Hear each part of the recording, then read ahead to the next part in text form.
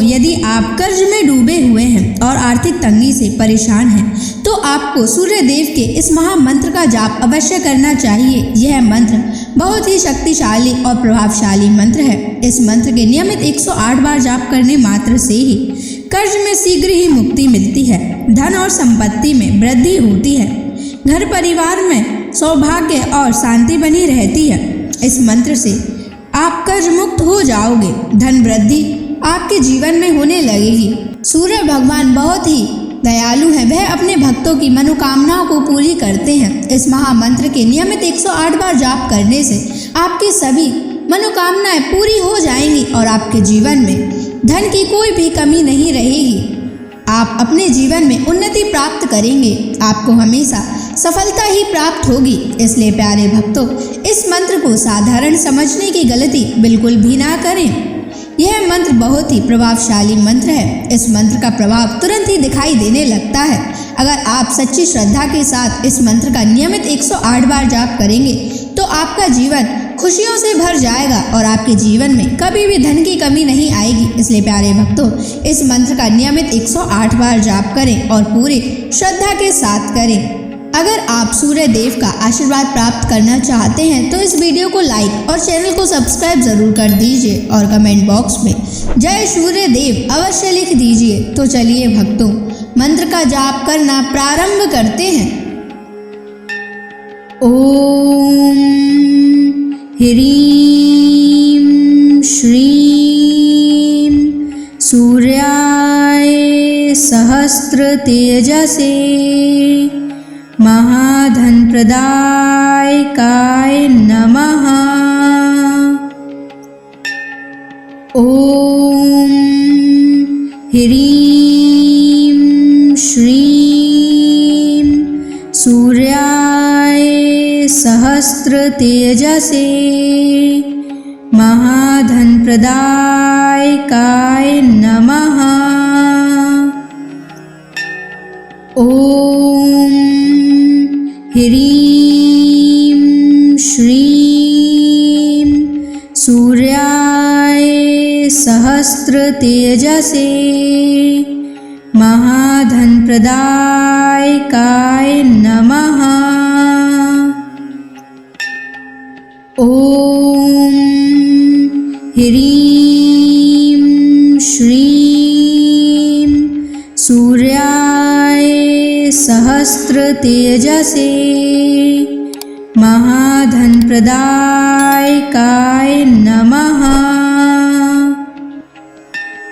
ओम ह्रीं श्रीं सूर्याय सहस्र तेजसे महाधन प्रदायकाय नमः। ओम ह्रीं श्रीं सूर्याय सहस्र तेजसे महाधन प्रदायकाय नमः। ओम ह्रीं श्रीं सूर्याय सहस्र तेजसे महाधन प्रदायकाय नमः।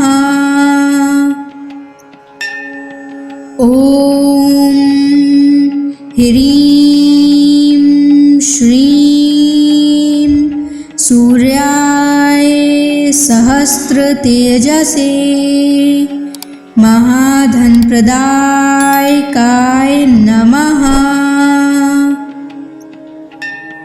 ओम ह्रीं श्रीं सूर्याय सहस्र तेजसे महाधन प्रदायकाय नमः।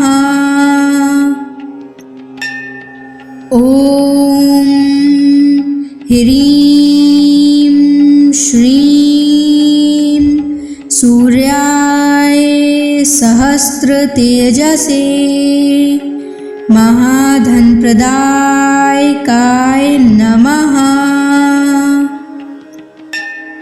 ॐ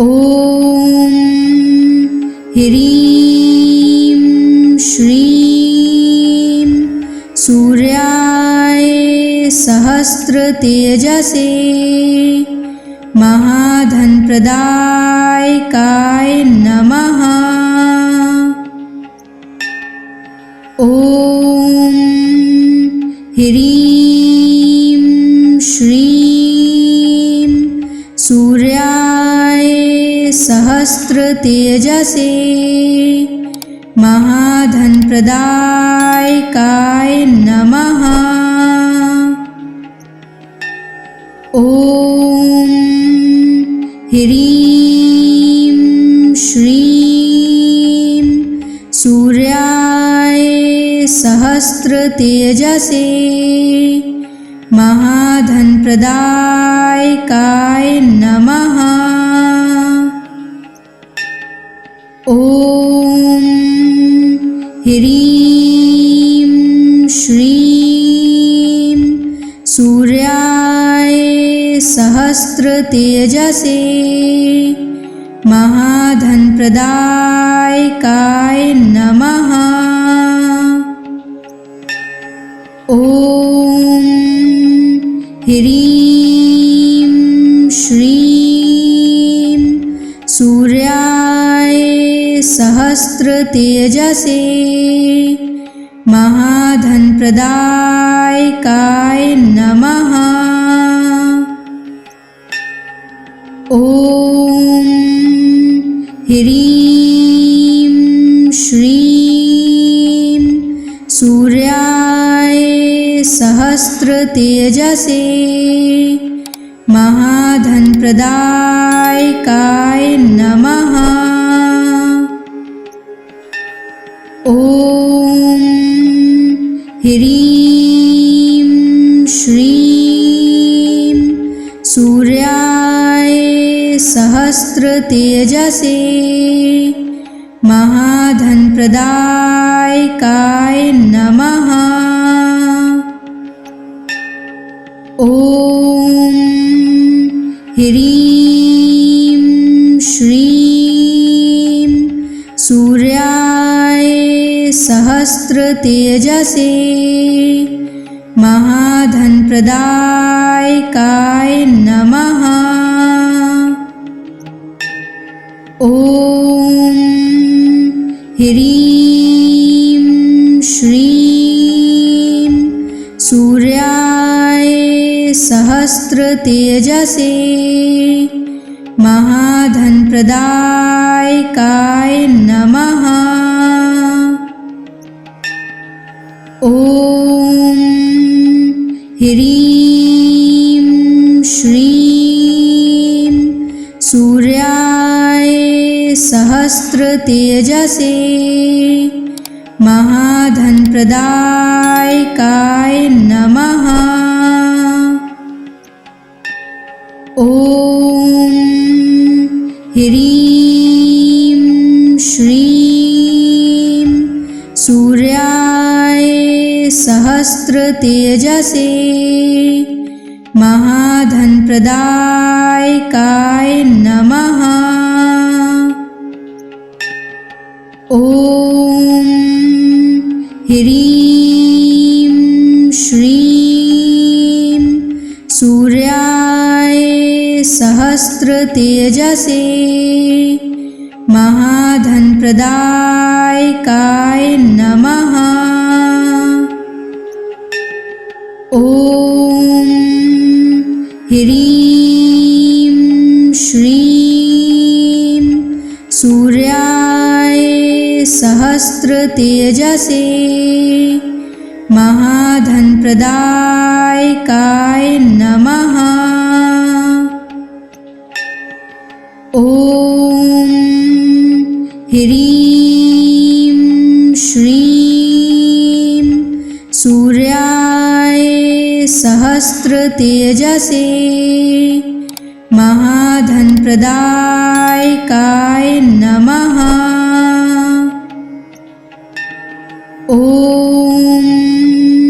ह्रीं श्रीं सूर्याय सहस्रतेजसे महाधनप्रदायकाय नमः। ॐ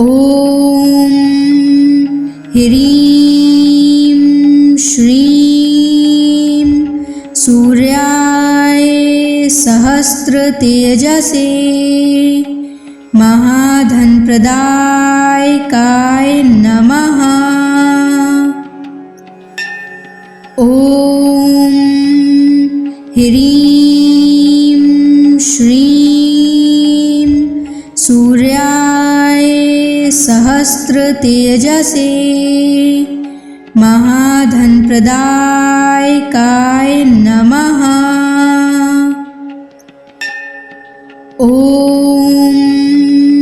ह्रीं श्रीं सूर्याय सहस्रतेजसे महाधनप्रदायकाय नमः।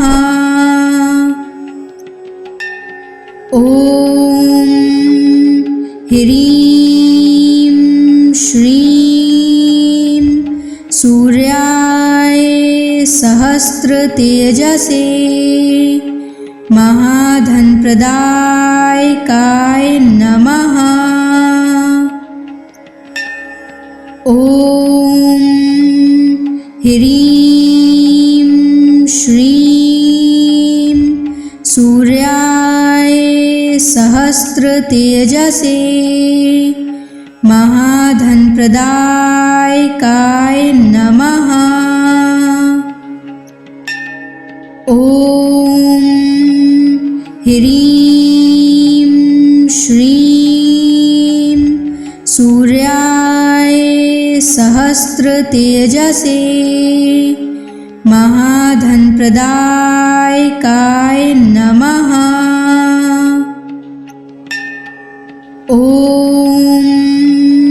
ह्रीं श्रीं सूर्याय सहस्रतेजसे महाधनप्रदायकाय नमः। ॐ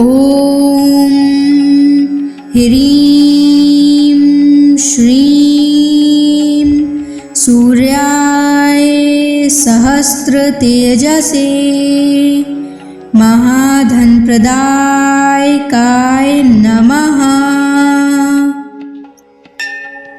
ॐ ह्रीं श्रीं सूर्याय सहस्रतेजसे महाधनप्रदायकाय नमः।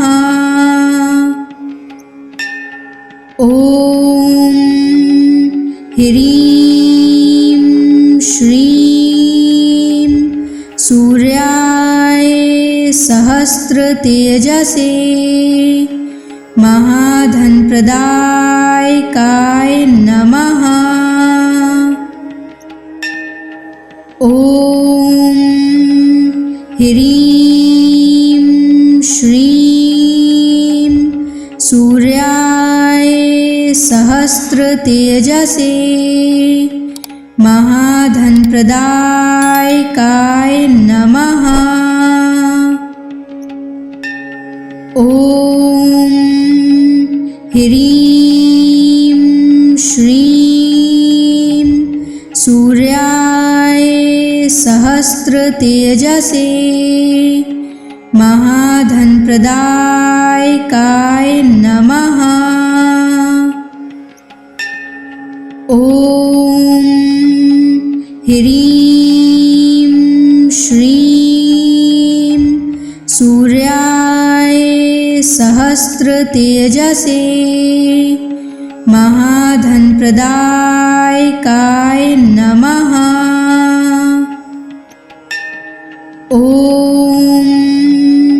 ह्रीं श्रीं सूर्याय सहस्रतेजसे महाधनप्रदायकाय नमः। ॐ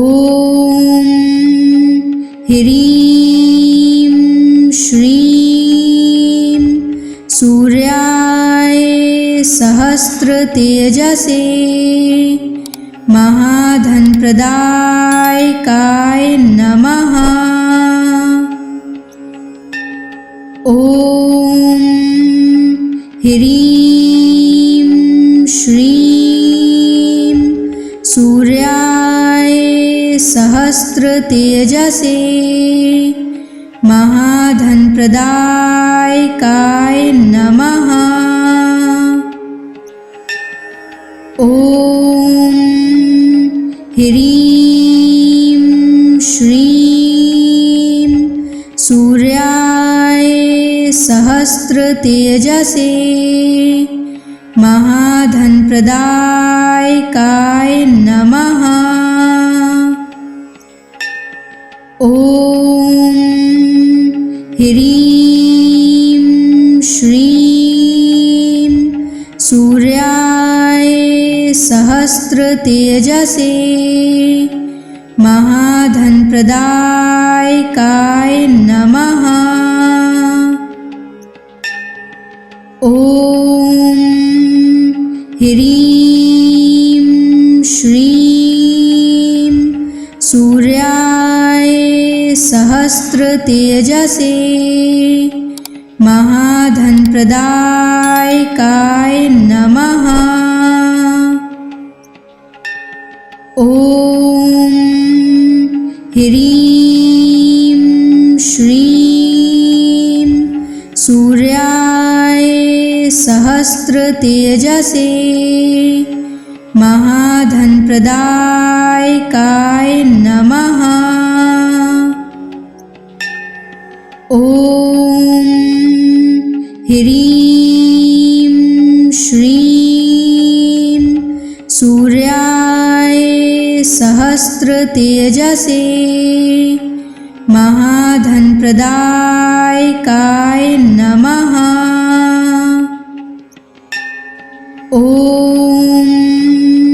ह्रीं श्रीं सूर्याय सहस्रतेजसे महाधनप्रदायकाय नमः। ॐ ह्रीं श्रीं सूर्याय सहस्रतेजसे महाधनप्रदायकाय नमः। ॐ ह्रीं श्रीं सूर्याय सहस्रतेजसे महाधनप्रदायकाय नमः। ॐ ह्रीं श्रीं सूर्याय सहस्रतेजसे महाधनप्रदायकाय नमः। ॐ ह्रीं श्रीं सूर्याय सहस्रतेजसे महाधनप्रदायकाय नमः। ॐ ह्रीं श्रीं सूर्याय सहस्रतेजसे महाधनप्रदायकाय नमः। ॐ ह्रीं श्रीं सूर्याय सहस्रतेजसे महाधनप्रदायकाय नमः।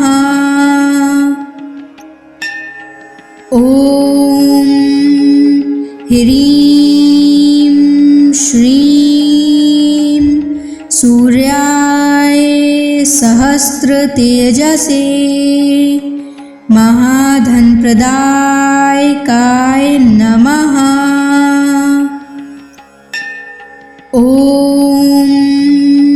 ह्रीं श्रीं सूर्याय सहस्रतेजसे महाधनप्रदायकाय नमः। ॐ ह्रीं श्रीं सूर्याय सहस्रतेजसे महाधनप्रदायकाय नमः। ॐ ह्रीं श्रीं सूर्याय सहस्रतेजसे महाधनप्रदायकाय नमः। ॐ ह्रीं श्रीं सूर्याय सहस्रतेजसे महाधनप्रदायकाय नमः। ॐ ह्रीं श्रीं सूर्याय सहस्रतेजसे महाधनप्रदायकाय नमः। ॐ ह्रीं श्रीं सूर्याय सहस्रतेजसे महाधनप्रदायकाय नमः। ॐ ह्रीं श्रीं सूर्याय सहस्रतेजसे महाधनप्रदायकाय नमः। ॐ ह्रीं श्रीं सूर्याय सहस्रतेजसे महाधनप्रदायकाय नमः। ॐ ह्रीं श्रीं सूर्याय सहस्रतेजसे महाधनप्रदायकाय नमः। ॐ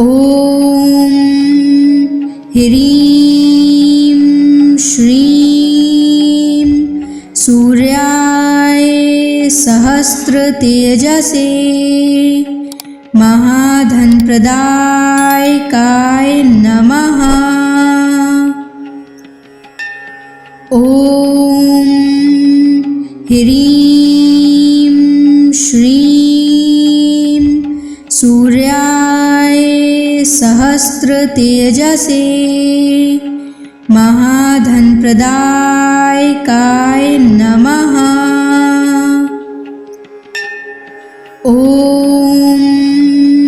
ह्रीं श्रीं सूर्याय सहस्रतेजसे महाधनप्रदायकाय नमः।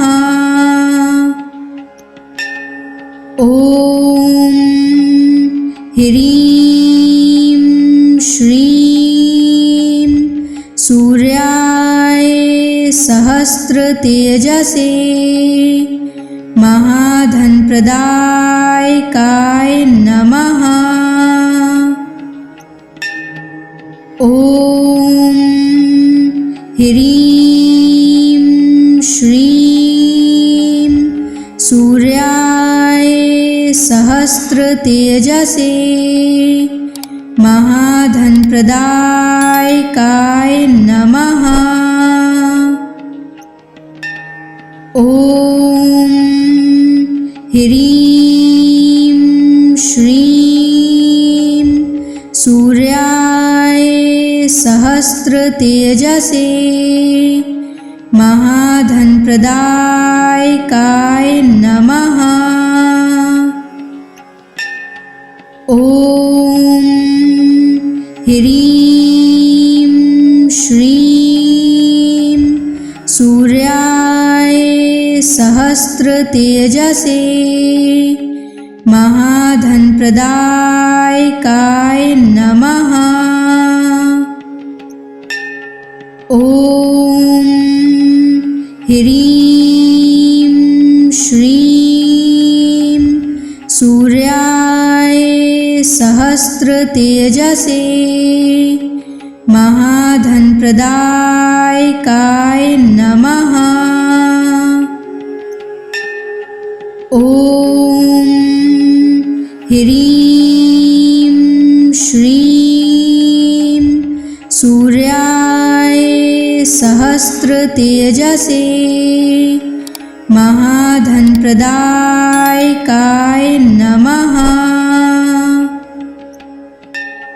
ॐ ह्रीं श्रीं सूर्याय सहस्रतेजसे महाधनप्रदायकाय नमः। ॐ ह्रीं श्रीं सूर्याय सहस्रतेजसे महाधनप्रदायकाय नमः। ॐ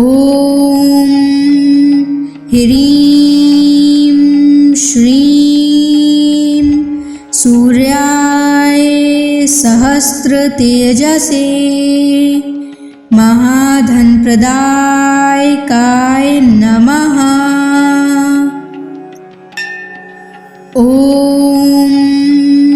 ह्रीं श्रीं सूर्याय सहस्रतेजसे महाधनप्रदायकाय नमः। ॐ ह्रीं श्रीं सूर्याय सहस्रतेजसे महाधनप्रदायकाय नमः। ॐ ह्रीं श्रीं सूर्याय सहस्रतेजसे महाधनप्रदायकाय नमः। ॐ ह्रीं श्रीं सूर्याय सहस्रतेजसे महाधनप्रदायकाय नमः। ॐ ह्रीं श्रीं सूर्याय सहस्रतेजसे महाधनप्रदायकाय नमः। ॐ ह्रीं श्रीं सूर्याय सहस्रतेजसे महाधनप्रदायकाय नमः। ॐ ह्रीं श्रीं सूर्याय सहस्रतेजसे महाधनप्रदायकाय नमः। ॐ ह्रीं श्रीं सूर्याय सहस्रतेजसे महाधनप्रदायकाय नमः। ॐ ह्रीं श्रीं सूर्याय सहस्रतेजसे महाधनप्रदायकाय नमः। ॐ ह्रीं श्रीं सूर्याय सहस्रतेजसे महाधनप्रदायकाय नमः। ॐ ह्रीं श्रीं सूर्याय सहस्रतेजसे महाधनप्रदायकाय नमः। ॐ ह्रीं श्रीं सूर्याय सहस्रतेजसे महाधनप्रदायकाय नमः। ॐ ह्रीं श्रीं सूर्याय सहस्रतेजसे महाधनप्रदायकाय नमः। ॐ ह्रीं श्रीं सूर्याय सहस्रतेजसे महाधनप्रदायकाय नमः। ॐ ह्रीं श्रीं सूर्याय सहस्रतेजसे महाधनप्रदायकाय नमः। ॐ ह्रीं श्रीं सूर्याय सहस्रतेजसे महाधनप्रदायकाय नमः। ॐ